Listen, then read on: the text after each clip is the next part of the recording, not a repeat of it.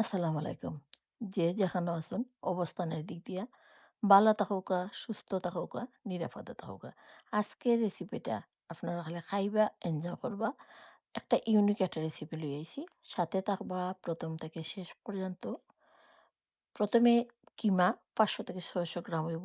মিন্টের কয়েকটা পাতা দিছি। কারণ মিন্টটা আমার ঘরেও কেউ বেশি পছন্দ করে না। কিন্তু তারপরে দিলাম আদা দিলাম, রসুন দিলাম, জয়িত্রী জয়ফল দিলাম, ব্ল্যাক পেপার আস্তা দিলাম, জিরা আস্তাটা দিলাম, গোটাটা আরকি, ধনিয়া গোটা দিলাম, আ ধনিয়া পাতা দিলাম, আর বেল পেপার কয়েক টুকরা দিলাম, ভিনিগার ১ চা চামচ দিলাম। সুন্দর করে এটারে গ্রাইন্ডার দিয়ে গ্রাইন্ড করে নিছি গিয়ে।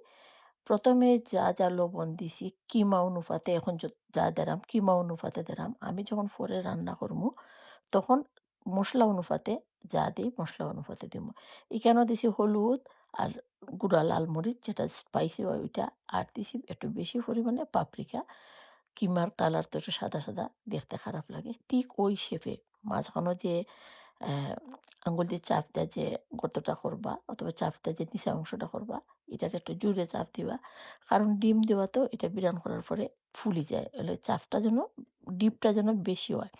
৩০ মিনিট ফ্রিজে অবশ্যই রাখতে হবে। সেটিং হওয়ার পরে অল্প তেলে এটা করে নিবা, বিরান কইরা নিবা। তেল দিলাম, দেওয়ার পর আদা রসুন দিয়ে পাকা দিলাম। আর ওই ফাঁকে দিয়ে আপনারা আমার চ্যানেলটা লাইক, কমেন্টও করবা চ্যানেলে। আর ভিডিওতে করাম চ্যানেলে। আর সাবস্ক্রাইব করতে ভুলবা না। আমি চেষ্টা করবো আপনারা নতুন আরো উপকরণ লইয়াবার লাগি। তারপরে এখানেও রেসিপিতে পেঁয়াজ বড় করে কাইট্টা দিছি, হলুদ দিছি, মরিচ দিছি, রেগুলার মরিচ জালটা। এখন যা মসলা ইউজ করাম জাস্ট খালি মসলা অনুপাতে। কিমার যা করছি। বিরান কইরা তেলও যখন সুন্দর করে পেঁয়াজ দিয়ে সফট করে নিছি কি নেওয়ার পরে আদা রসুন দিলাম। দেওয়ার পরে আর তো কিছু সময় লাড়তে হইব। না লাড়লে হইতো না, এটা খাসা একটা গন্ধ আছে। তো গন্ধটাও দূর হইলো। লবণও দিমু। এটা মসলা অনুপাতে। সোজা কথা এখন যা শুধু মসলা অনুপাতে। কিমার কাজ শেষ।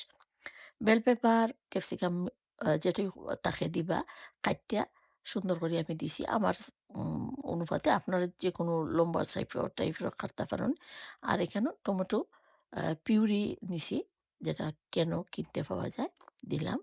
এখন কাবাব যেটা দিলাম, কুপ্তা কাবাব যেটাই হইন দিয়া এটার বালা করি দেহুকা তেল ছাড়ে দিছি বিরান করার পরে। দইও কিন্তু এর আগে যে ১ টেবিল চামচ দই ইউজ করছি। এখন ওই বাটি ধুইয়া ২ বাটি পানি দিছি। বলক সুন্দর করে ওঠার পরে গরম মসলা নামকা ওয়াস্তে ১/২ চা চামচের তো কম দিছি। ধনিয়া পাতা দেওয়ার আগে গুঁড়া দুধ দিলাম। এটা ক্রিমি ভাব আনবো। আর যে দই ইউজ করছি টক বা দুধ দূর করব। আলহামদুলিল্লাহ খাইয়া